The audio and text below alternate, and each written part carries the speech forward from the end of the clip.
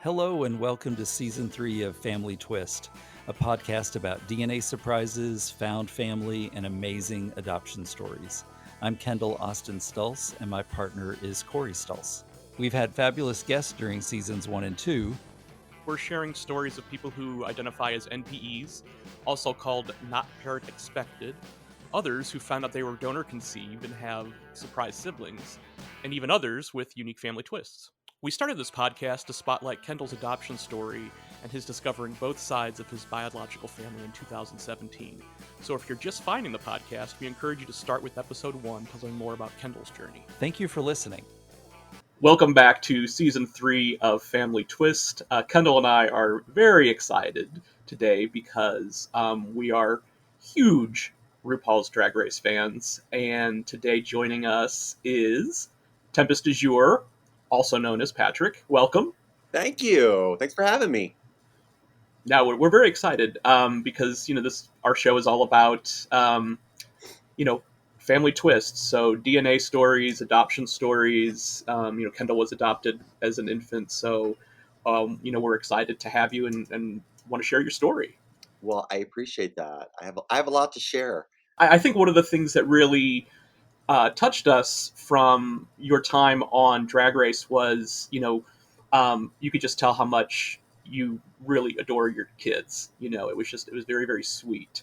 So let's talk a little bit about your journey to becoming a father. Okay. Well, I'll try and keep it as simple as possible because it can get very complicated, in these situations with gay folks adopting and all that sort of stuff. So essentially, I started the process by getting certified as an adoptive parent, as everyone does. And then I learned really quickly, this was 16, 17 years ago. So things were a lot different legally. But I found out very quickly that this was going to be an interesting and difficult process because where I live in Arizona, and it's probably the same in most parts of the country, every county in the state has a designated agency that sort of processes and hosts the adoptions for that county. And where I live, it was Catholic Social Services. So they were not about to, place a kid in a home with two gay guys. And we learned that kind of quickly. And actually, we struggled with that for over 3 years. We tried to go the straight adoption route through the state, and it just never happened because every time a heterosexual single person or couple expressed interest in a child, we went to the back of the line always. And even in cases where there were self-identifying trans or gay kids, they still wouldn't consider us. And what ended up happening, interesting enough, is the woman who represented us at the Catholic Social Services, ended up quitting her job over it because she said, over my case, because she said, this is ridiculous that we have this home and we are unwilling to place anyone there. So I changed and became a foster licensed parent, which is the route a lot of gay people did back in the day because that's the way you had a child placed, and specifically an emergency placement, which doesn't give people time to figure out if you're gay or not. They just place a child with you, and really, that's how I ended up with my son. And my daughter kind of as well. They were both sort of emergency foster placements. So that we were lucky enough to adopt, or I was lucky enough to adopt. So Yeah, so it was a situation where being reunited with the birth family wasn't really a good option for them. Right. That with my daughter, there was some resistance from the birth mother, but the courts quickly sort of realized that wasn't in her best interest at all. So it was a process. I mean, I had my daughter for over a year and my son for 18 months as a foster kid, before we were cleared to adopt, which is actually around here kind of a long time to have a foster kid. So and there were other fosters in between as well. But Oh, wow. That has to be terrifying. I mean, I can only relate it from my parents' story. They got me when I was 2 months old. They got custody of me, but technically, the adoption didn't go through for another 9 months because there was that waiting period where my birth mother could have, come and reclaimed me. And I remember stories about how terrified my parents were that that could happen. Oh yeah, it's how can you not fall in love with, especially in the foster system, you fall in love with these kids right away, and at any moment they could be yanked back out of your home. And we had one kid for almost 2 years, and we were sure at the time we were going to be able to adopt this little boy. And literally one day, out of the blue, his dad comes back into the picture in the court, takes him away, and it was heartbreaking. I think that's one of the reasons we haven't gone down that road, is that we know for a fact that we're not good foster parents for pets, because we just fill our house with them. And I think it would just be, I don't know if we could handle it. Yeah. Especially after 2 years. I mean, oh my goodness, that's Yeah, I mean, at that point, the kid, you feel like it's your kid, your family, and Mm-hmm. but I guess you just have to figure out mentally and emotionally how to sort of deal with that loss. And for us, well, for me, I'll speak for myself. It was a matter of, well, at least that kid experienced 2 years of real love and support and everything he needed, and even though he was little, and he was like 2 when we got him, so he's young enough to know and remember what it felt like, stable, loving home. and So, those were formative years. So I mean, I'm sure he was bonded to you too, and then for him to have oh to go yeah, through the trauma of being taken away, you know, yeah. Yeah. just heartbreaking. Hmm. So what years did you end up adopting? In what years? Sorry. Oh, got it. What years? Well, let's count back and do the math. My daughter's my daughter's about to turn 17, Okay. and Wow. she was just turning 2 when I finally adopted her. I was married at the time. I'm remarried now, but that's why I keep saying we and me. And but another interesting point too is, at the time, we couldn't legally adopt as a couple, so I legally adopted the kids, and my husband at the time um, wasn't able to. So I mean, he's still in their lives and all that sort of stuff, but uh, you know, it complicates things. Um, so my daughter was 1, going on 2 when we got her, and the only reason I think we actually had her placed with us is because I had taken American Sign Language in college, and she's legally deaf, and so there were other families that wanted her. I know, hetero families, but one of the agents that was representing us for the state, actually stepped in and said, "Look, you've got to consider this kid's needs." And so that's the only reason I think she was placed with us. And then my son he was 8 months old, 9 months old, about 9 months old. And literally, we got a phone call. I remember it was like 7:30 at night one night. Phone call, "Hey, can you take this emergency placement?" I said, "Yeah." 20 minutes later, there's a knock at the door, and the cops are like, "Here's a baby," and they left. I mean, there was nothing, no food, no clothes, nothing.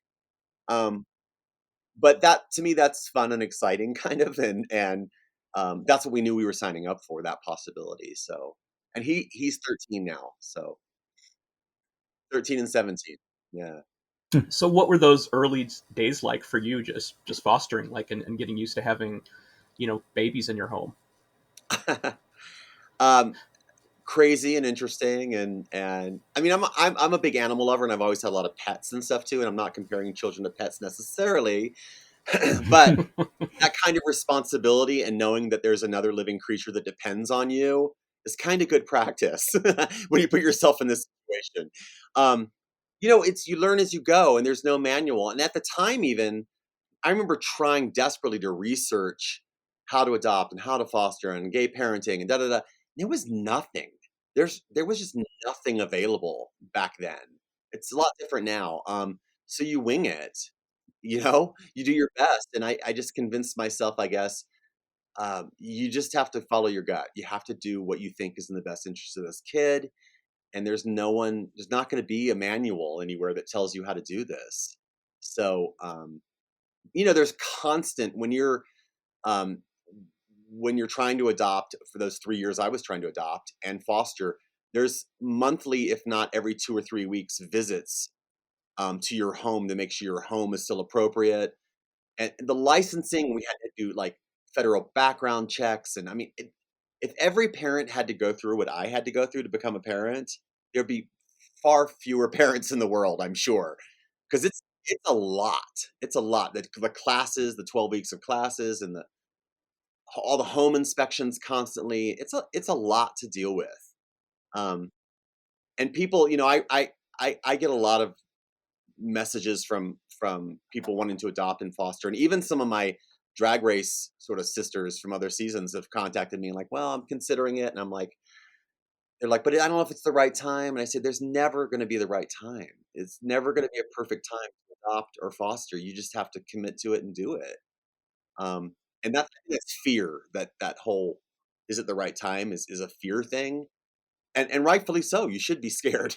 It's a lot. It's a human life, and it's different because I can leave my dogs. I can leave at home for all day and come back, and they love me still.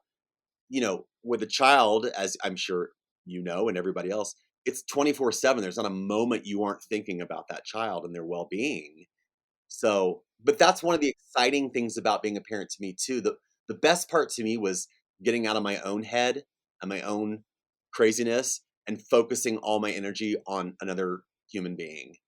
It's almost like relief for me, for someone who's so in my head. But So you had your husband at the time. Did you? Who was in your village that helped with kids? well, my husband at the time had some extended family in town that were, I mean, supportive, but not necessarily hands-on supportive. And that's really kind of it. I mean, that we were sort of it as our little tiny micro village. So I was really careful too about, especially before they were adopted, who they were exposed to, because I didn't want to be a bunch of strange people coming in and out and friends, and you know what I mean. We didn't shelter them necessarily. We took them out. We were very social, but I didn't think it was necessarily in their best interest to be exposed to a you know a bunch of people. But that being said, after they were adopted, it sort of shifted too, and I was very particular about exposing my kids to lots of kinds of people and everybody. My daughter's also Black, so she, having a white parent and wanting to honor that part of her and make sure she was exposed to other brown people and other people of different races, and that's super important to me. And I remember, I have to tell you this one little thing. It was sort of magical to me once in the car, and I think my daughter was 4 and my son was 2, and we were just talking in the car. I was driving, and I said, we were joking, and I said, well, I can't tell you two apart. How do I know who's who? And my son goes, oh, well, she's got darker hair than me. I mean, skin color never came into it. You know what I mean? The fact that he's blonde and she has black hair, but the fact that they're different races, my son's very white, um, never even entered their minds. And I thought, what a beautiful thing. Absolutely. Wow. How quickly did your son pick up sign language? Mm.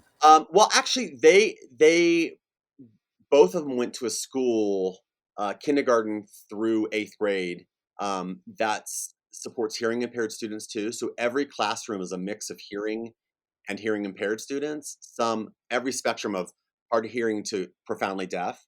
So there's interpreters in every classroom. So they just pick it up naturally. It was really interesting. Like, it just becomes a thing. And my daughter, she doesn't even sign much anymore. She's decided she wants to sort of, with her hearing aid, and she has a cochlear implant.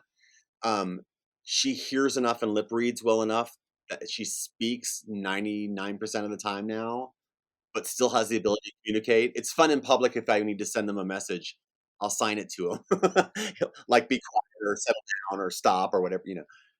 Um, but my son's actually probably a more proficient signer than my daughter, who's deaf. So Wow. yeah, That's amazing, though. What an amazing skill to take into your adulthood, you know? yeah, yeah. Yeah. That's amazing. I love that. Yeah, it's just going to give them an advantage later in life. I mean, any language is going to give you an advantage besides your native Right. language. So. Right. How is your relationship with your birth family? Uh, there's no relation. There's nothing at all with their birth families. My Oh, I'm sorry. I daughters. meant your birth Oh, family. my family. Oh, Yes. Yeah. oh yeah. I mean, are you kidding? Like, I come from like happy Mormon background, so it's like family, family, family. The other part of it, no thanks. But but the family part. So my parents were thrilled, and my exes at the time weren't so thrilled necessarily. Um, but I'll just leave them out of the equation. My side of the family were completely thrilled. My parents were like, you know, grandkids, grandkids. Where's the grandkids? So they're super supportive and super wonderful. And even now, my daughter talks to my mother, who's like 82, at least 3 or 4 times a day, every day. She's going to go spend the summer with her this summer, the rest of the summer, and they're very, very tight and very close. And it's important to me that my daughter, has like female influence in her life as well, besides cultural influence. But so it's a bond that I'm really happy about. I'm glad they're close. Hi, it's Kendall. I just wanted to pause here for a moment to ask a quick favor. If you're able to safely look at your phone, not while driving, we would love it if you will subscribe to the podcast and if you'll give us a review. We'd love to hear what you think. Okay, back to the episode.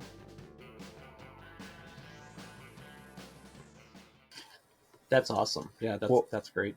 as an adoptee who didn't grow up with any grandparents, I that makes me so happy because my parents purposefully chose godparents for me that were grandparent age, and they were a great substitute.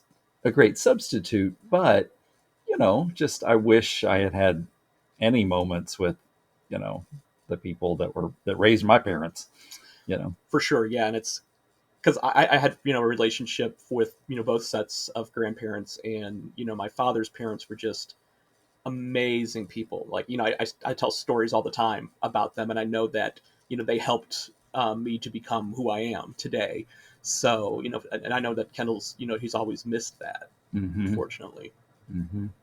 Yeah, I mean, there's so much to be learned, right? And so much wisdom, and so much just I, I I mean, culturally too, like what they can pick up, and it's even unspoken, I think, is like can be pretty remarkable. So, and I love it. Like, my mom is a very, in her way, religious conservative sort of person, which is very different from my household. But I love that my kids are exposed to that. There's different kinds of people. How do you deal with that? How do you respect that? And you don't have to believe everything they believe, and you don't have to believe everything I believe. You know. And now they're old enough to sort of start to get that. Now we're in a very interesting and scary time in that drag culture is being attacked, and it's being politicized. Um, you know, I think even more so than when you were on RuPaul's Drag Race. I mean, have you heard talks? Are Oh there yeah. people like threatening to like take children away from drag performers that are parents? Have you heard anything like that? No, I don't think it can ever go to that extreme. And of course, I was all up in arms when all this started to happen. But then, I stepped back too, and I realized, like, when the Tennessee ban happened, I think that was the first one, right, that really was sort of national or whatever. But and now that's been struck down. And my suspicion was, when that happened, I said, give it a few minutes, because when the ACLU gets a hold of this and gets it in court, it can't possibly hold up in court, this ban. I mean, there's way too complicated an issue. It's so transparently a bigoted attempt to suppress people. It's just, and I deal with young people because I'm a professor by day, and my students were really concerned and really upset by it. And I said, trust me, we've been through this. It's going to be okay. And I said, what they're trying to do is look at what the conservative right is grabbing at. Anything. It's not just drag queens. It's anything. So we all know this as gay people.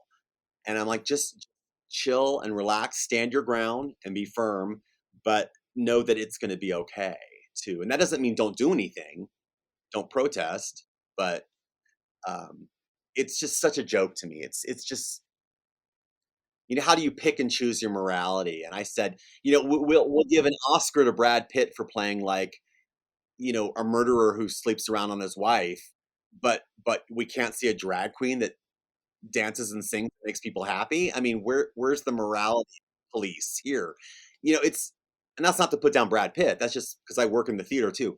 Like actors, we play roles. As a drag queen, that's not who I am. I play that as a character, So you're going to ban now everything immoral, and who gets to decide what's immoral? And to me, it's just a joke. It's so dumb. But we've had, even here where I live in Arizona, we've had events that were canceled because the Proud Boys called in, and said we're going to be there too. And people, it's bullying. It's domestic terrorism as far as I'm concerned. Absolutely, yeah. It's just, Yeah. and it's well, it's just so upsetting because like that's one of the things that Kendall and I bonded over, and we don't do drag, but we love it. Kendall was a go-go boy for a drag queen, and I remember my first time going to a drag show when I was 21, and I was just terrified. And of course, the host immediately saw immediately saw that I was terrified, and of course then called me out and everything. So It's like blood in the water. You don't want like, you don't want to be scared at a drag show that we know. right. So where did your passion for drag come from? I think that's a good question. I've been asked that before, and I've thought about it a lot. And I think it's that, like I mentioned, I sort of grew up a very conservative little Mormon boy, like the perfect Mormon boy. I went to Brigham Young University. I did my 2-year missionary thing. I mean, and all along, I knew I was this struggling closeted gay guy inside. And then I saw drag queens, and I'm like, holy shit! Can I cuss on here? I'm like, yeah. I'm like, here's these people that live completely fearlessly, or at least they appear to be fearless. With no inhibition, living authentically. It was everything that I was not, but wanted to be. And I think that's what drew me to it. And just the fact that it's like, to me, it's like a communal thing. It's almost tribal, and in the way that, like, I always talk about drag as my mask. Like Patrick, like me, if I wasn't on Drag Race, could walk into any gay bar and be completely, unacknowledged. But Patrick as Tempest walks in, and it's everybody's best friend. And to me, it's sad in a way, but it's also very magical in a way that can actually happen. And it's empowering, and it gives me a voice. And I love all those sort of things about it, And I love that there's every genre of drag too. Like, right, there's so many nowadays. There's so many different genres, and you can express drag in any way you want. To me, that's so important. And this is what's most upsetting to me, is when they're banning these things from schools that allow kids to express themselves. Um, you know, that's the part that really irks me. Mm-hmm. Yes, for sure, for sure. What was your first performance like? Not good. I mean, but also not bad. Maybe, I don't know. I prepared because I come from a theater background too. I'm like, okay, I'm gonna dress rehearse this, and I'm gonna rehearse it to death, and and you can tell, like, when you go to a drag show, if a queen's just like picked her song right before she came on, and you know, so I took it kind of seriously, um, and what mattered to me is I saw that, again, like, I feel like I had that mask on, and everybody accepted me. I walk out into this crowded room, and everybody accepts me for exactly who and what I am. And I mean, there's a lot to be learned. I always tell people about, like, you want to see the happiest place on earth, go to a drag dressing room at a drag show. And you've got, heavy girls, skinny girls, brown girls, white girls, every spectrum of type of person in that dressing room, and we're all getting along. And when I started drag too, I was like 150 pounds heavier. I was a big girl, and I'm 6'6" as a boy, so I'm like not what drag is supposed to be, at least back then, you know. But you walk through that dressing room, and suddenly I had like zero inhibition about my body, zero inhibition about who I was, and everybody loves you and respects you for who you are. It's a kind of magical experience, you know? Hmm. Absolutely, yeah. It's, I mean, we appreciate the culture so much, and the history Mm-hmm. of drag. You know, we have a gallery wall in our breakfast area that's all, you know, drag themed, and we've got, like, you know, a piece of art, you know, from like Stonewall on there, and Mm-hmm. everything. It's just like, you know, and I love looking at it every day just because it's, you know, yes, it's entertaining, but it's also like it's empowering too. Mm-hmm. 100%. It's a reminder of like who we are and where we came from and what our potential is too, right? Right, Right. for sure. At what ages were your children when you introduced them to drag culture? There was never an effort to shield them from it, and so they always knew that sometimes, Papa puts on a dress and goes out late at night. So it was always part of their life. And it's funny you should ask, because I asked my daughter and son just a couple weeks ago, again in our car ride talks, um, and I said, what's it like for you guys now to have like a drag queen as a dad? And they're old enough now to sort of express it better, and they're like, it's fine, it's cool, because it worries me that, because my son's quite the little athlete, and I went to one of his games, his soccer games recently at his school, and I remember walking in, and there was a group of like little 7th and 8th grade girls, and like, that's Augie's dad. He's a drag queen. I could hear him whispering, and I'm like, oh no, does this like somehow inhibit my son? Or and he could care less, which is great. And my daughter thinks it's amazing. They've just always been around it, and other queens, trans friends, and everybody. And so it's normal to them. And it's sort of the vicarious life I wish I always had. Like, and I'm like, you guys don't have to, I made it very clear always, you don't have to participate in any way in this, and you don't have to like it even, but this is what makes me happy. And I think they see that. That's awesome. Did you watch your episodes together? Uh, yeah, I'm not sure.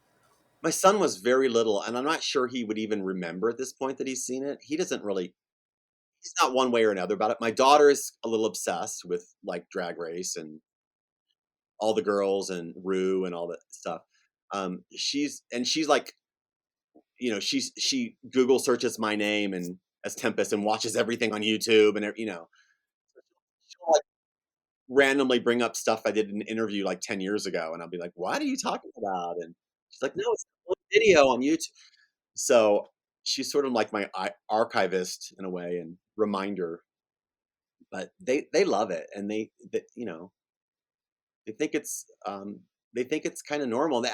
Well, I'm not sure they think it's normal, but they realize that this is something I like, and that's okay. I mean, I think you're discrediting yourself a little bit when you say, that's Augie's dad. He does drag. It's like, yeah, but you're kind of internationally, you're internationally known. It's not just like the person that shows up once at the club. Well, I mean, you're very kind, but something my kids do have to deal with constantly is when I'm in public and getting recognized. And, we can't walk through Target without someone wants a picture. And I know I can see that sometimes it irritates them a little bit. And, but that's my reality too. And I'm never going to I'm very protective of my kids publicly, but I rarely post them on social media or anything like that, because I feel like that's their decision to do. But, yeah, but whenever there's a public sort of thing, I don't allow my kids to be in the pictures and stuff, because that's not. But it happened. Like, it happened last night. I remember we were picking up food from a takeout, and I mean, it happens again. And, and my kids are just rolling their eyes, and I'm like, I'm sorry. But we have to eat. We have to eat. Right. Yeah. So even though your time was relatively short on Drag Race, what were the takeaways? Like, what was your experience like, and and what kind of friends did you make that you're still friends with today? It's I have such mixed feelings about Drag Race, and first of all, let me say, look, I'm super grateful for the experience. It was, in the long run, it's amazing, and it gives you a platform. And the fact that they've invited me back for 2 more seasons, I made an appearance on season 10, I was on season 13, and that's kind of cool. I mean, that to me, that's the fun part, because I wasn't competing too.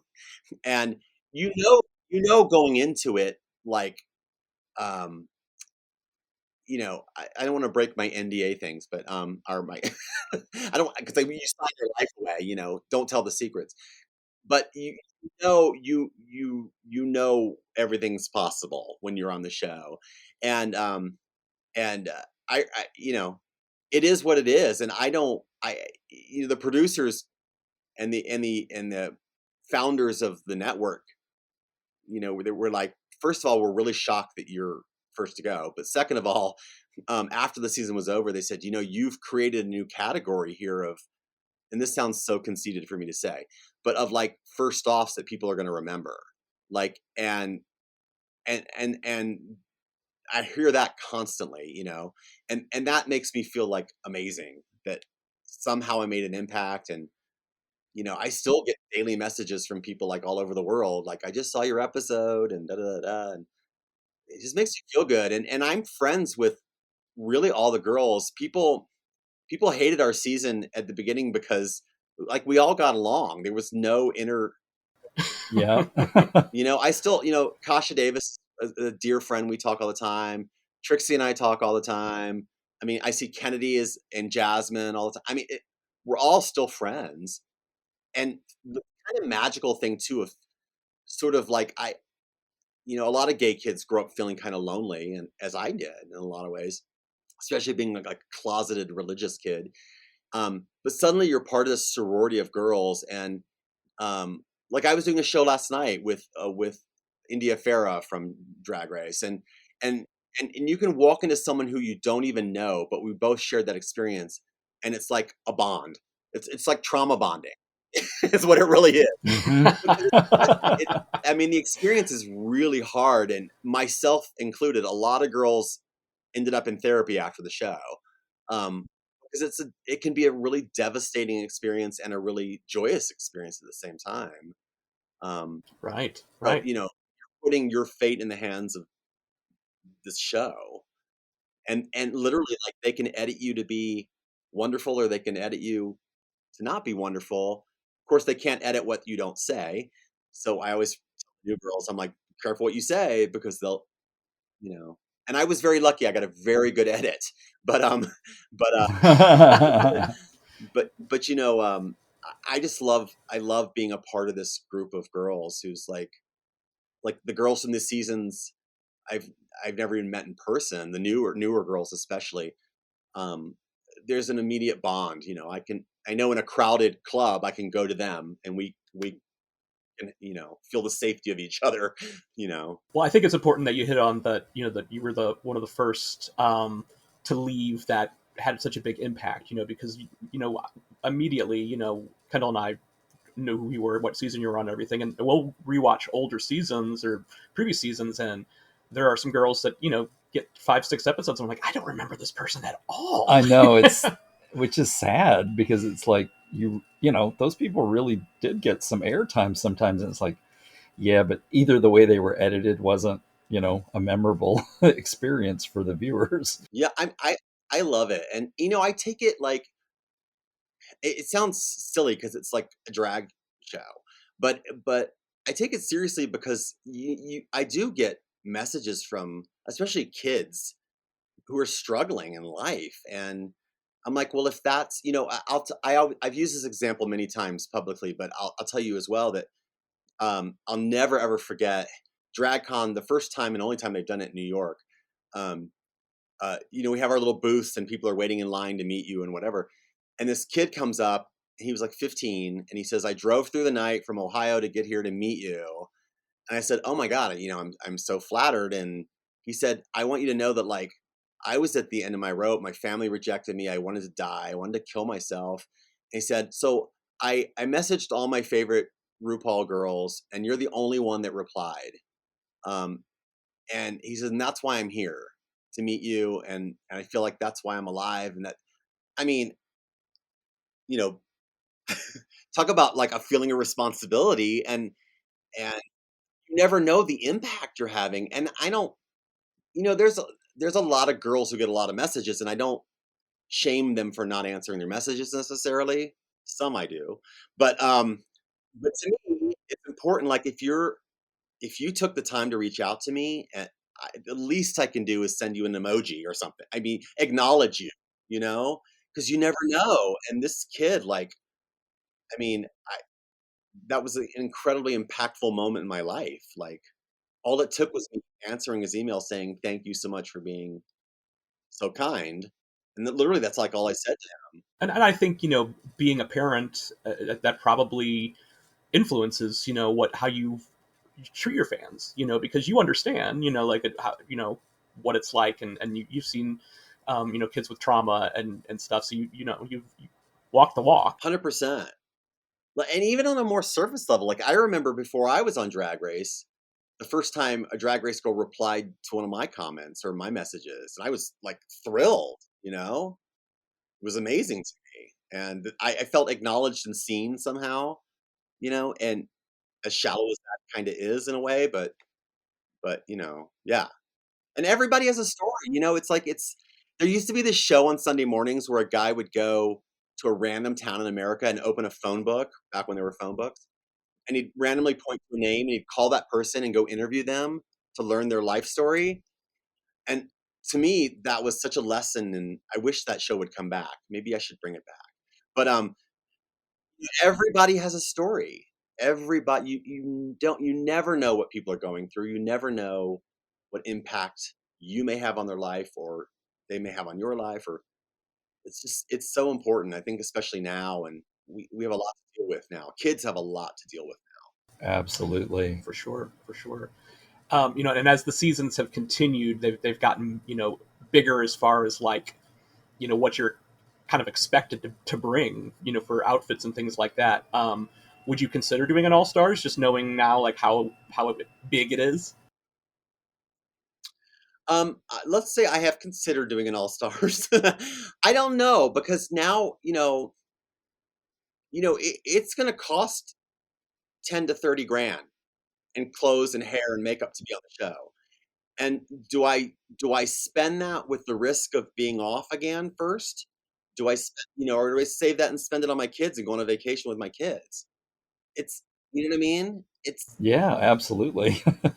yeah, I mean, you know what I mean? It's like, and do I need the emotional torture again of that? And it was in many ways emotional torture, you know?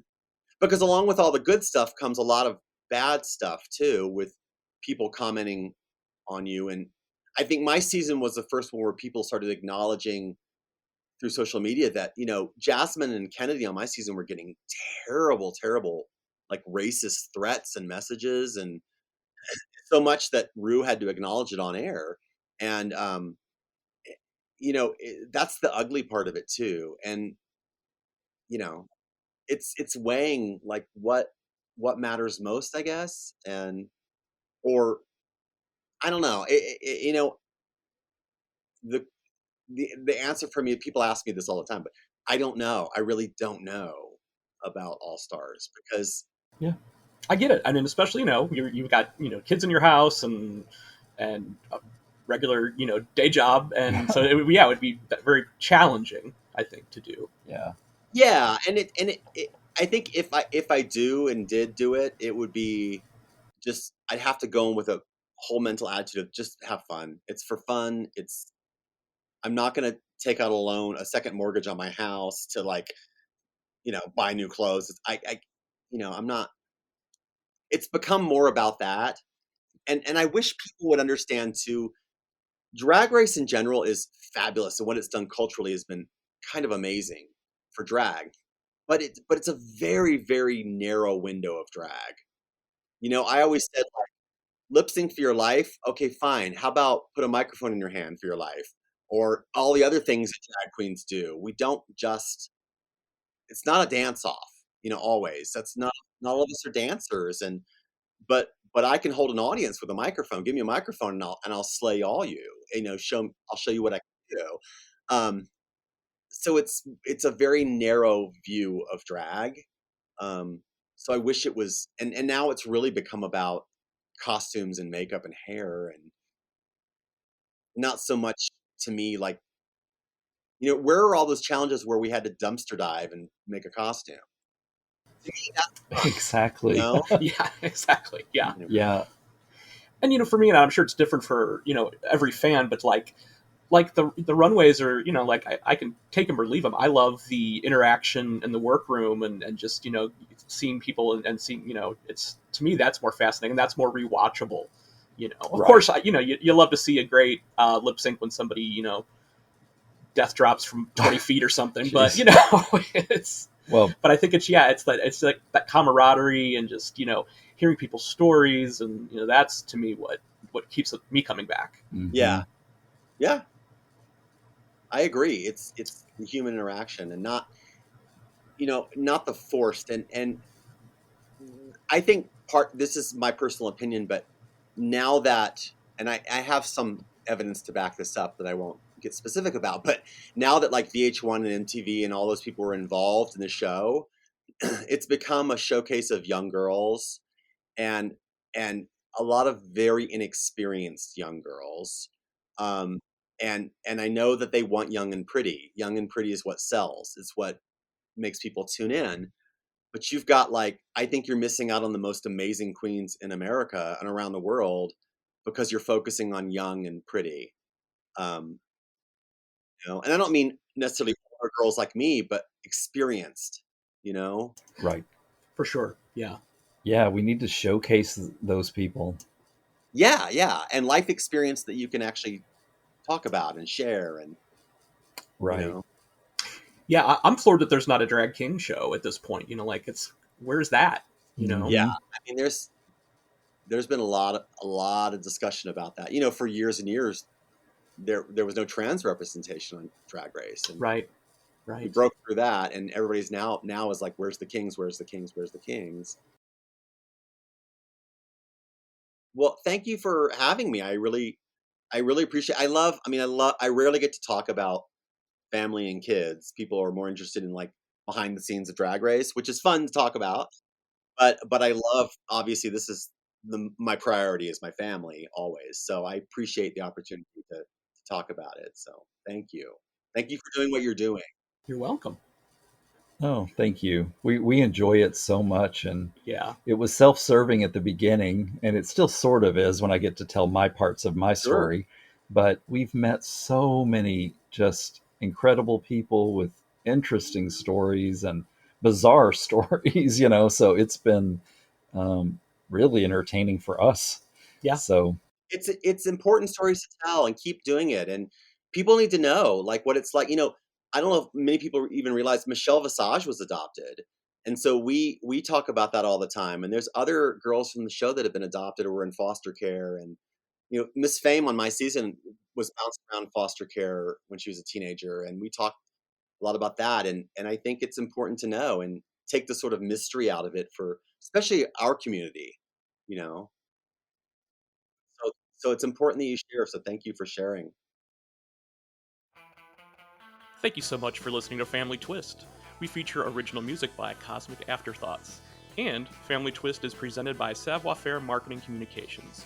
Check out our website at familytwistpodcast.com for blog posts and all of our episodes.